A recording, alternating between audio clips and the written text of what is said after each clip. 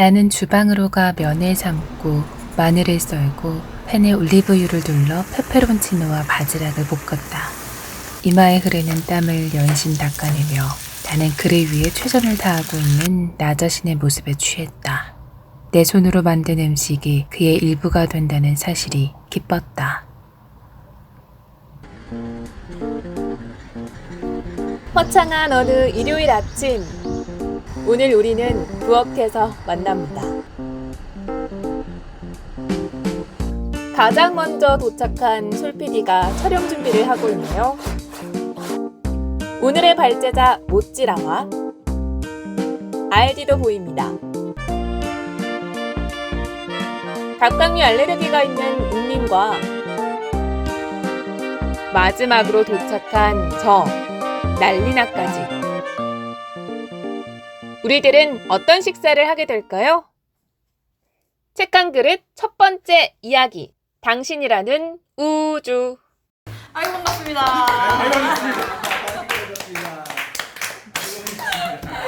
자, 오늘 저희 첫 회 책은 젊은 작가상 수상 작품집 2019년 올해가 10회째예요. 근데 이 중에서도 여기서 박상영 작가의 우럭 한 점 우주의 맛이라는 책을 가지고 오늘 얘기해 보려고 합니다. 그럼 오늘의 요리는 우럭인가요? 네. 우럭이랑 광어를 알디님이랑 저랑 새벽시장에 어제 가서 열심히 사왔고 고생하셨습니다. 고생하셨습니다. 이제 회 안 먹으려고. 사시미 카드 사셨으면서. 이제 그 장식용으로 쓰려고. 지금 거의 잠 한숨 못 주무시고 이틀 동안 이제 회를 떠오셨어요. 그래서 이제 그거랑 저희 오늘 요리는 그래서 우럭이랑 광어랑 그 다음에 횟집 가면은 항상 나오는 콘치즈를 만들 거예요. 자, 이제 요리를 한번 해볼까요? 가보실까요? 뿅. 그럴까요? 출발! 출발.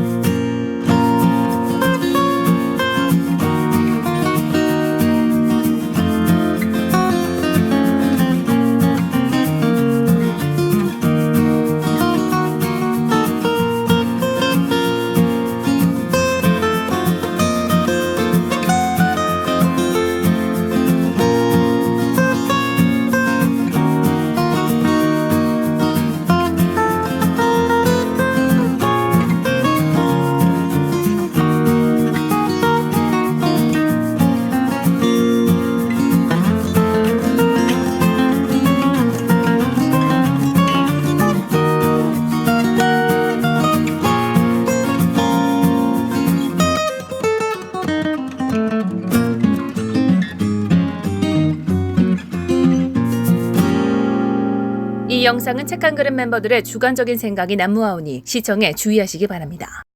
남자가 조용히 중얼댔다. 더 투명한 쪽이 강어입니다. 네? 둘 중에 살점이 더 투명한 쪽이 강어다 생각하면 구별하기 쉬울 거예요. 더 쫄깃한 쪽이 우럭. 그럼 오늘부터 저를 우럭이라고 부르세요. 쫄깃하게. 술 취한 나는 인간도 아니다. 방금 무슨 말을 내뱉은 거야? 정말 돌았군. 하는 생각을 하는 와중에 남자가 또 진지한 얼굴로 대답했다. 아니요, 강어라고 부르겠습니다. 속이 다 보이거든요. 잠깐만요. 정말 우럭이 더 쫄깃할까요?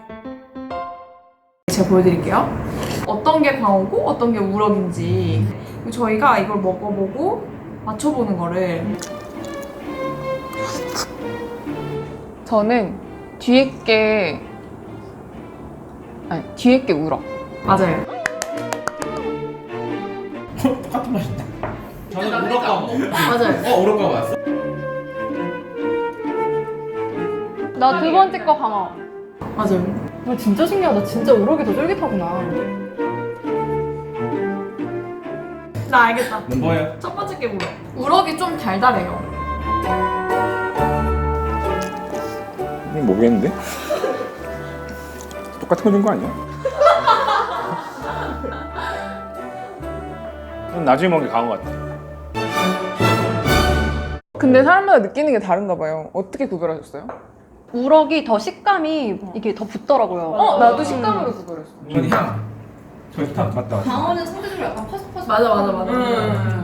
그래서 광어는 원래 얇게 썰어. 아니 지금 이제 얘기를 해야 되나? 됐어요 이제. 땡. 맞아. 탈락. 잠깐 나 다시 줘봐.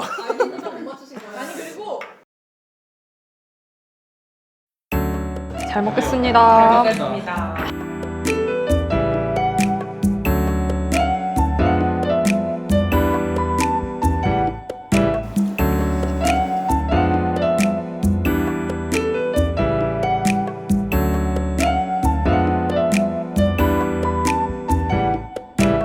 아이디님 이거 회 떠보신 지가 몇 번이나 되신 거죠? 저 이게 지금 7마리째. 어제 내 말 듣죠. 어제 4마리 떴어요. 안 비리네요 하나도. 어제 4마리 떠보고. 아 진짜 안 밀려요? 괜찮아요? 저는 되게 걱정했거든요. 그걸 걱정해서 그 별의별 걸 다 찾아봤거든요. 안 비린 것 같아요. 다행이다.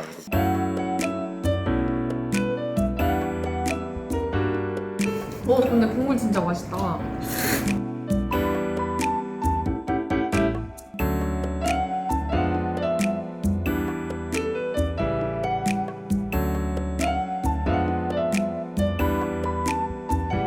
진짜 맛있어. 이 집 잘하네. 이 집 잘하네. 여기 국수 레시피는 후니라이프라고 유튜브에 그분 레시피를 따라했습니다. 국물이 되게 특이하네요. 이게 확실히 토치를 하기 잘하신 것 같아요. 토치를 하시니까 괜찮아요? 회를 못 먹는 사람들이 좋아할 만한 그 맛이 나요. 고기 향이 아닌데 훈제 향. 훈제 향이 나서 거기서 좀 약간 만족감을 느껴요. 이 토치 아이디어는 그 유튜브 채널에 장보고 요리하는 남자라는 채널이 있는데 거기 오픈 채팅방에 이성민 씨한테 제가 들었습니다. 연구를 많이 하셨네요. 어떠세요, 고객님? 오늘 약간 걱정하거든요. 생선에 다 생선이라서. 근데 제가 먹을 수 있는 정도면 진짜 하나도 안 비리고 되게 맛있는 것 아 다행이네요. 같아요. 정말 감사합니다. 그리고 우리 거기 갔다 왔잖아요. 박상영 작가님 만났잖아요. 맞아요. 솔비디님이 질문하셨거든요. 책에 음식 되게 많이 나오는데 무슨 음식 좋아하시냐고. 좋은 질문이었어요. 좋아하는 음식이 제가 군대 그 훈련소 입대하기 바로 전날에 엄마 아빠한테 사달라고 했던 게 간장게장. 제가 진짜 좋아하거든요. 제가 진짜 간장게장을 좋아하고 제가 비닐장갑도 안 끼고 뜯고 다음날 그 냄새 맡으면서 수업하고 막 죄송합니다 추잡한 저의 짓을 네. 근데 진짜 이거 아무리 씻어도 안 가시잖아요. 약간 이거 흡혈자. 이거 같잖아. 근데 되게 귀엽지 않아요? 고로 이렇게 먹는 거 같잖아. 음식을 좋아하는 거랑 냄새가 계속 나는 건 좀 다르잖아요. 그래서 만약에 솔피디님은 삼겹살을 좋아하시지만 집에 계속 가득히 삼겹살 냄새가 배어 있어. 그러니까 좋아하는 것도 이게 끈음이 있어야, 그러니까 공백이 있어야 더 맞아. 간절하고 더 맛있잖아요. 맞아. 콘치즈. 어디다 덜어드릴까요?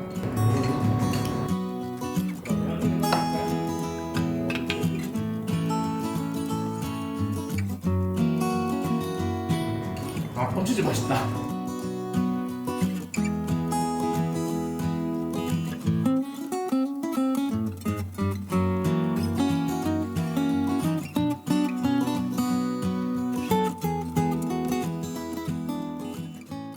세계 음식이 되게 많이 나오잖아요. 스테이크, 파스타, 조개구이, 아귀찜, 간장게장 이런 거 나오는데 어떤 거 기억나시는 거 있으세요? 저는 꽁치 버는 장면이 좀 인상적이었어요. 달달하기도 했고.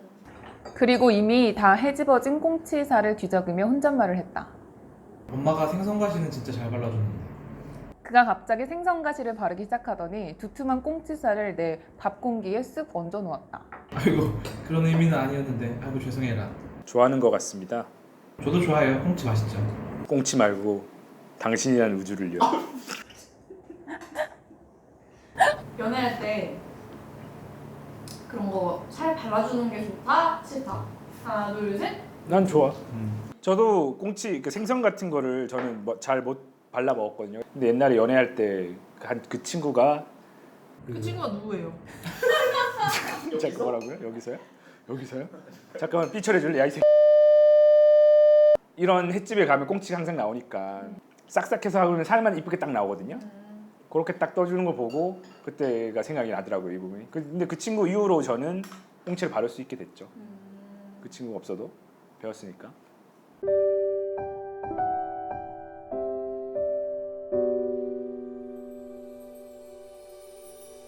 첫 월급을 받던 날 나는 그와 거리를 걷다가 조선 호텔에 가자고 했다.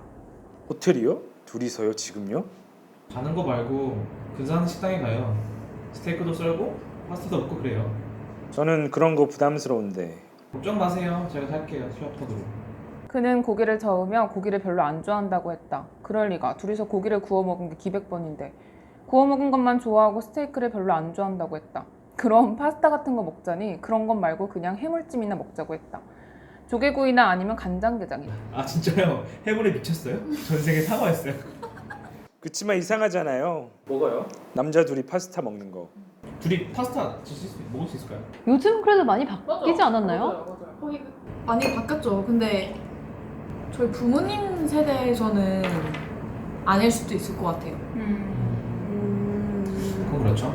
둘이 가면 약간 시선이 가끔씩 느껴질 때가 있어요. 쟤네 뭐야? 라는 느낌이 날 때가 있어요. 그게 한 연령대가 어느 정도?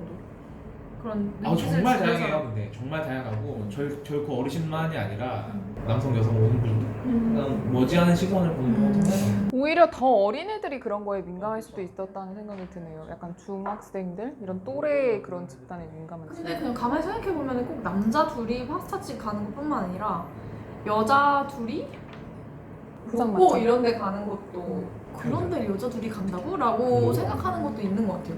저도 그러니까 비단 남자들한테만 주는 시선은 아닌 것 같은데 약간 느낌이 다르긴 하죠. 그러니까 남자한테 주는 시선은 약간 그런 퀴어적인 생각을 가지고 하는 거고 여자 둘이 뭐 그런 데 간다고 생각하면 전도적인 여성성에 대한 의문을 그런 갖는 게 나는 거죠. 이 책을 읽으면서 저도 좀 약간 반성하게 됐어요. 남자 둘이 와서 밥 먹어. 근데 그런 데가 김밥 천국이 아니라 좀 약간 그런 데면 뭘까라는 생각을 했던 적이 없지 않아 있던 것 같아요. 사실. 데이트할 만한 어떤 그런 장소면은 그렇죠.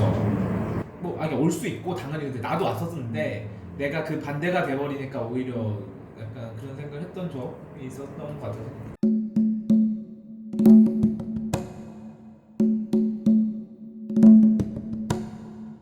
근데 이 작가님 그때 만났을 때 우리가 그러니까 사람들이 많이 물어본대요. 왜 퀴어 소설을 많이 쓰냐. 그때 뭐라고 얘기를 하셨냐면 A 부대에서 대위님 사건을 보고 퀴어 소설을 쓰게 된 계기가 됐었는데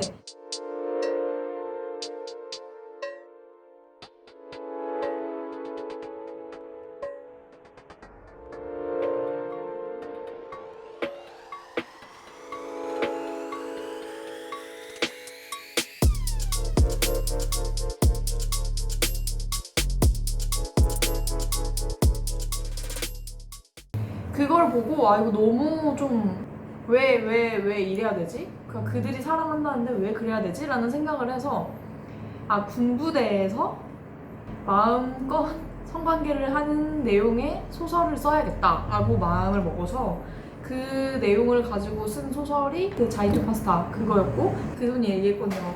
자기 방골 기질이 있다고 그래서 그거를 이런 식으로 표현을 한 것 같다. 근데 저는 그게 되게 멋있는 게 저도 항상 요즘에 생각하는 게 아 나도 그냥 고분고분하게 얘기를 듣는 사람은 아닌 것 같고 방골 기질이 있는 것 같은데 이걸 어떻게 그 사람들한테 표현을 하고 어떻게 하면은 방골 기질을 가지고 이기는 방법일까를 생각을 했을 때 아직 지금도 약간 답을 내리지 못한 상태인데 작가님은 어떻게 보면 세련되고 고급스러운 방식으로 사람들한테 그 메시지를 던지는 걸 보고 되게 멋있다.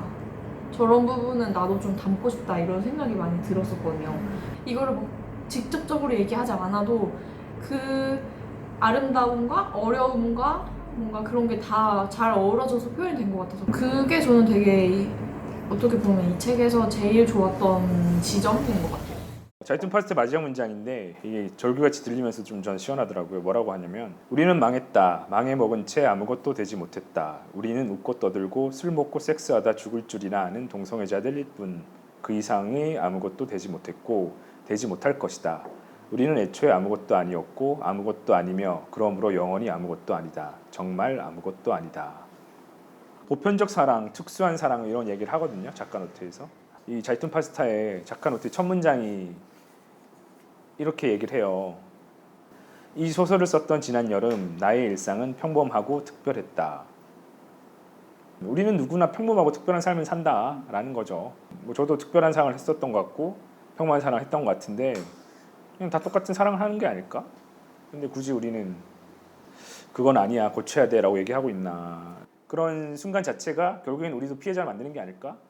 누군가를 날 보고 비정상이라고 얘기한다면 뭐 다른 기준으로 그 논리라면 나도 결국 피해자가 되는 게 아닐까? 좀 덜 차별하고 혐오하면 조금 더 나은 세상이 되지 않을까? 뭐 그런 생각이 들더라고요.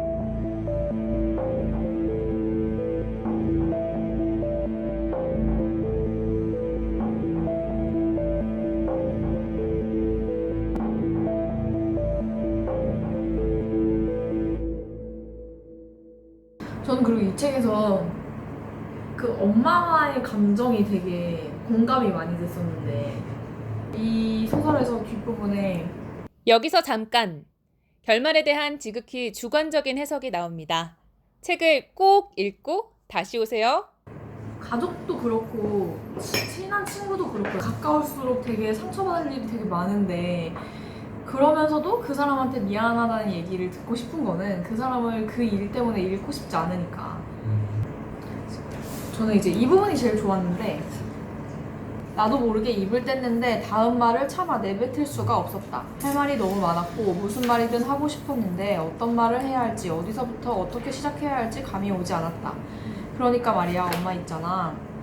단 한 번이라도 내게 사과를 해줬으면 좋겠어. 그때 내 마음을 짓밟은 것에 대해서 나를 이런 형태로 낳아놓고 이런 방식으로 길러놓고 그런 나를 밀어내고 다시는 돌아오지 못할 곳에 무지의 세계에 놔두기로 결정한 것에 대해서 제발 사과를 해줬으면 좋겠어. 그게 엄마의 본심이 아니었다는 것도 누군가의 잘못이 아니라는 것도 알지만 나는 엄마를 당신을 도저히 이해할 수 없을 것 같아. 그러니 지금 내가 할 수 있는 것은 모든 생각을 멈추고 고작 지고 뜨는 태양 따위에 의미를 부여하며 미소 짓는 그녀를 그저 바라보는 일. 그녀의 죽음을 기다리는 일. 그녀가 아무것도 모른 채 죽어버리기를 바라는 일뿐이다. 근데 이 마지막 부분을 전 제일 좋았고 뭔가 이 총망라하는 느낌이었는데 이 부분을 읽고도 좀 생각하는 게 좀 다를 것 같아요. 저는 엄마와 나랑은 이런 사랑의 관점에서 합치가 될 수 없는 존재이기 때문에 그대로 만약에 가게 되면 나는 계속 상처받고 엄마는 인정을 못하고 안 하고 싶지 않은 거죠. 기독교에 엄청 빠져있고 그 어떤 성공과 돈에 집착하는 엄마의 모습을 굉장히 많이 그려냈는데 그래서 저는 계속 읽으면서 이게 처음에는 엄마는 상처는 아니고 그냥 받아들이지 못하는 거라고 생각을 했는데 방금 노트라님이 다시 한번 읽어주시니까 어쩌면 그런 아들의 선택이 엄마에게도 상처가 될 수 있다고 좀 생각이 되는 거예요. 저는 그렇게 읽었어요. 그래서 엄마가 약간 외면하는 느낌? 저는 엄마가 모르지 않을 거라고 생각해요. 알고 있지만 엄마도 섣불리 이거를 얘기를 꺼내서 수면 위에 올려놓기가 두려운 거죠. 그러니까 뭐 고등학생 때는 어리니까 그러니까 뭐 너가 아직 정체성 정립이 안 됐으니까 라고 하면서 엄마가 그냥 정신병원에 넣는 수준으로 그거를 넘겼다면 지금은 엄마 나 사실은 이래 라고 말했을 때 엄마가 딱 그거를 맞닥뜨리기가 너무 무서워서 약간 일부러 못 본 척하는 거라고 저는 생각을 했거든요. 어쨌든 아들도 주체가 있는 인간인데 아들을 정신병원에 가두고 이런 점이 약간 사실 폭력적이잖아요. 과연 엄마의 상처는 인정하고 우리가 함께 공감을 해줘야 되는 건가? 약간 이런 의문도 들어요. 근데 저는 엄마 방식에서의 사랑이었다고 생각을 해요. 중간에 왜 그런 얘기가 나오잖아요. 유치원 때인가 애가 잠깐 사라진 적이 있었는데 한참 찾다 보니까 애가 상가 앞을 혼자 걸어가는데 이것도 살펴보고 호기심쟁이처럼 이것도 살펴보고 이러니까 자기는 그걸 보면서 너무 두려웠다는 거지.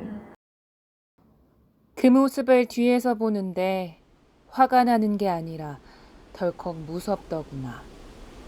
네가 더 이상 내가 아는 아이가 아니라는 생각에.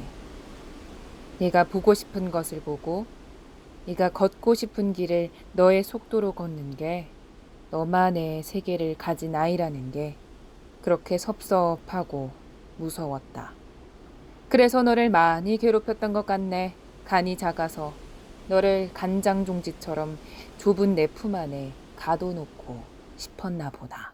요것도 이제 와서 든 생각이지. 그 고등학교 당시에는 청소년이 커가는 시기에서의 엄마 입장에서는 병이고 환자니까 최선은 병원에 보내서 치료를 하자였던 것 같아요. 근데 저는 그게 사랑의 또 다른 방식이고 그때 당시에는 그분이 할 수 있었던 생각에서의 최고의 선택이지 않았을까.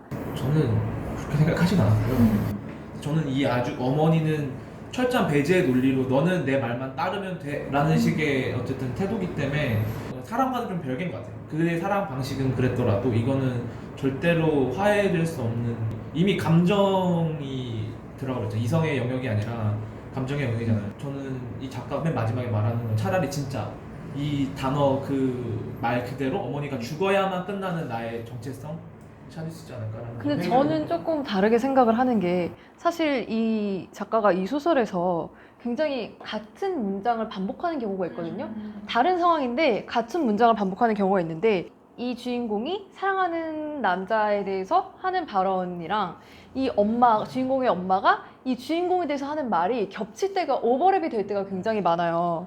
근데 저는 이런 배치가 오히려 작가가 엄마의 사랑도 사랑이었고 이 주인공의 어떻게 보면 사회적으로 인정받지 못하는 사랑도 사랑이다라는 게 저는 오히려 같다는 의미에서의 계속 이런 식의 변주를 썼다고 생각을 하거든요. 말씀하신 것처럼 절대 같아질 수 없고 절대 합치가 될 수는 없지만 그녀가 아무것도 모르는 채 죽어버리길 바라는 일 뿐이라는 얘기는 그 당신에 대한 최소한의 배려가 해주고 싶었던 것 같아요. 그러니까 엄마한테 서는 아들이 성소수자가 아닌 거니까 나랑 생각 똑같은 거죠. 차라리 모른 채로 차라리 천국에 가시는 엄마만의 세상, 엄마만의 기독교 세상인 천국에 가시는 게 이 아들로서 할 수 있는 최고의 효도이지 않나라는 걸 저는 마지막 문장에서 저게 이제 개인적으로 느꼈거든요. 싸우고 싶지 않아.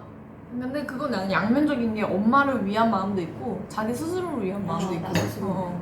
그 앞쪽 보면 81페이지인데 다시 눈을 떴을 때 중한 자실이었다 이 부분인데, 그러니까 이제 마취에서 깨어나니까 뭐 소리를 지르거나 뭐 아들 때리거나 뭐 주님을 찾는 기도를 하거나 뭐 이런 식으로 할 줄 알았는데 그날 엄마는 그저 나를 가만히 바라보고 있었다. 그리고 말했다.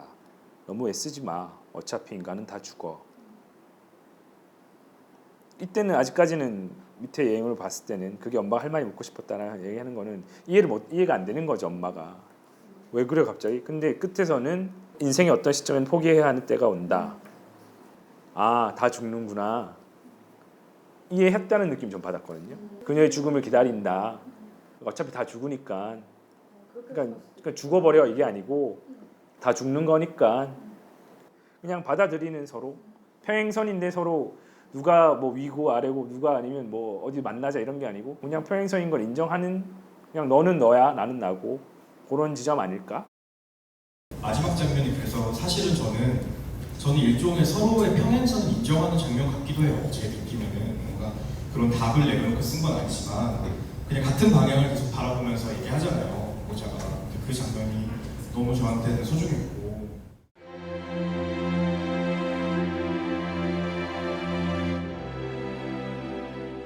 제가 좋았던 부분은 41페이지에서 그를 알기 위해 나아가 그에게 빠져드는 나 자신의 마음을 알기 위해 그 모순을 해석하기 위해 그의 말에 귀를 기울이고 그가 하는 모든 것들을 소폭들이 관찰했고 기록했다. 천년만년 학위 논문을 쓰는 대학원생처럼 절박하고 가련하게.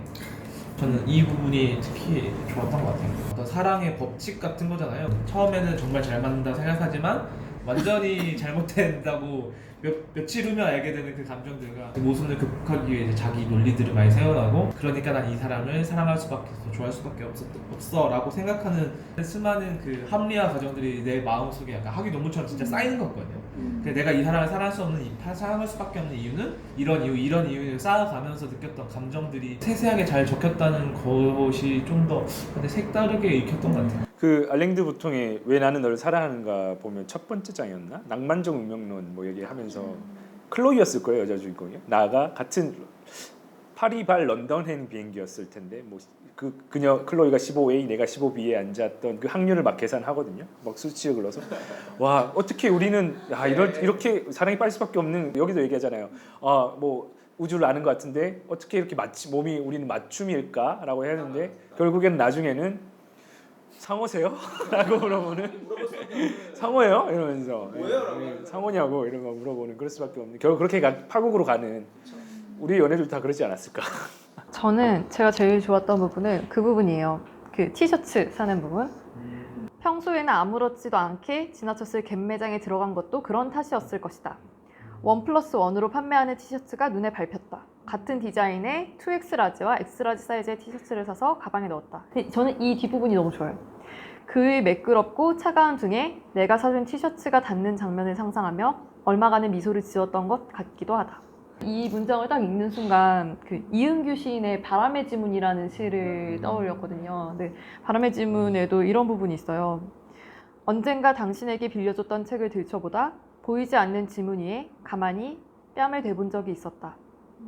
어쩌면 당신의 지문은 바람이 수놓은 투명의 꽃무늬가 아닐까 생각했다. 지문이 솔직히 보이는 게 아니잖아요. 이 책을 내가 한번 집었다 만졌을 때 지문이 보이지 않음에도 이 책을 한번 쓰다듬었다라는 그 생각만으로도 이 사람은 투명의 꽃무늬라는 표현을 쓸 정도로 황홀경인 거잖아요. 내가 이 선물한 티셔츠가 이 사람의 등에 살갗에 닿을 것이라는 상상을 하면서 기뻐하는 모습이 정말 저는 이 문장이 제일 좋았던 것 같아요.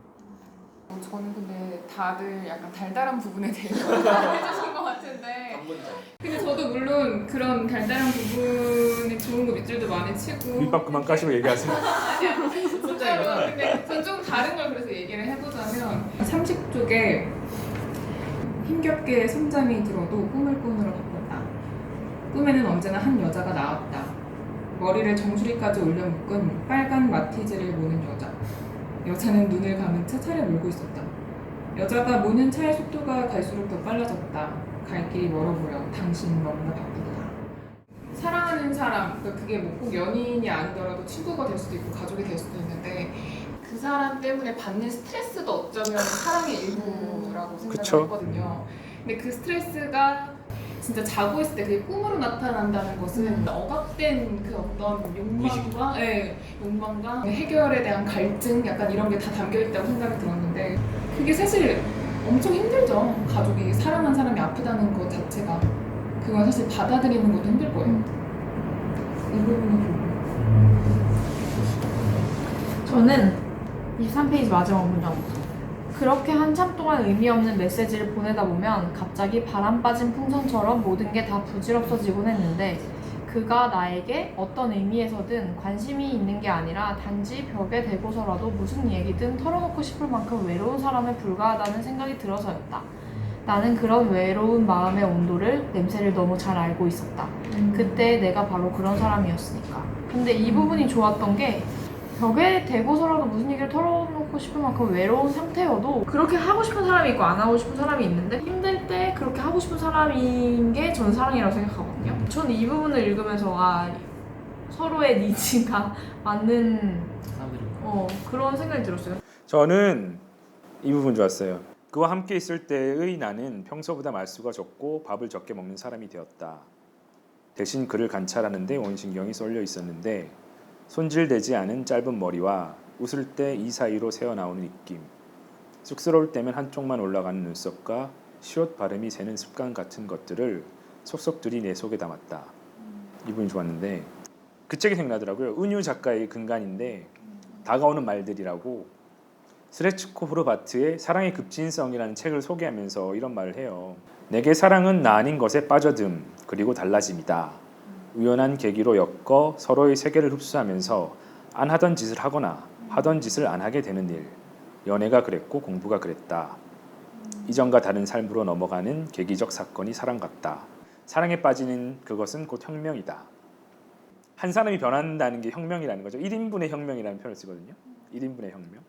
한 책을 거치고 난 뒤에 그 전과 내가 달라지는 책이 있었던 것 같거든요. 박상영 작가의 소설을 읽고서는 몰랐던 세계를 알게 됐던 것 같아요. 그래서 조금 더, 물론 아직 많이 부족하겠지만 누군가에게 조금 더 배려를 하게 되는 사람이 됐다면 그러면 그 책을 읽기 전과 나는 다를 것 같거든요. 이렇게 우리가 밥을 먹고 식사를 하면서 얘기를 하는 그 전과 후는 또 다른 사람일 것 같아요. 우리가 다른 존재가 되는 경험이라는 게 사랑일 수도 있고 뭐 아까 공부일 수도 있고 책일 수도 있고 식사일 수도 있는데 오늘 좀 그런 시간이었던 것 같아 좋네요. 한 권의 책을 읽는다는 것, 한 끼의 식사를 함께 한다는 것, 몰랐던 세계를 알게 되기도 하고 누군가에겐 롤모델이 생기고 기피하던 생선을 먹어보기도 하고 또 누군가는 유튜브 만들기에 도전하기도 하고 그리고 저 난리나는 이렇게 내레이션을 해보았습니다. 다른 세계에 눈뜨는 것 1인분의 혁명. 오늘 우리들의 식탁에선 5인분의 혁명이 이루어진 게 아닐까요? 음식도 맛있었고 음식 진짜 맛있었고 책도 너무 재밌고 기대 이상이었어요. 음식도. 다음 도서 안내해 네, 주세요. 다음 도서는 권여선의 레몬입니다. 레몬입니다. 깨알같네요. 우리 다음 촬영 때 지금 한 사람 레몬 먹기 하자. 그러네요. 오늘 첫 번째 책 어떠셨는지 궁금하네요. 저희는 진짜 재밌었는데 음식도 맛있었고 권여선 작가님의 레몬을 들고 다시 오겠습니다. 오늘도 책 한 그릇 잘 먹었습니다.